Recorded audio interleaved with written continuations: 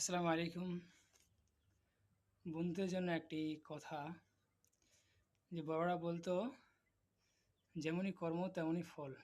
কথাটা সত্যি। কিছু জিনিসের পিছনে ছুটতে গিয়ে আমরা সময়টা ব্যয় করে দিই। তবে যদি সময়টাকে ব্যয় না করে কোনো একটা কর্ম করি পড়াশোনার পাশাপাশি কাজকর্ম, তাহলে ঠিক আছে। কারণ পড়াশোনার পরে কেউ আর পাশে দাঁড়ায় না। আর আমি নিজে দেখেছি আমার লাইফে যে বেশিরভাগ বেশিরভাগ মানুষ যারা মনে করে যে পড়াশোনার পর, মৌলবি হওয়ার পর, মাস্টার হওয়ার পর কোনো একটা জব থাকবে, কিংবা কেউ সাহায্য করবে, ওরকম লোক থাকবে না। তখন তখন একাই যা করবে তাই।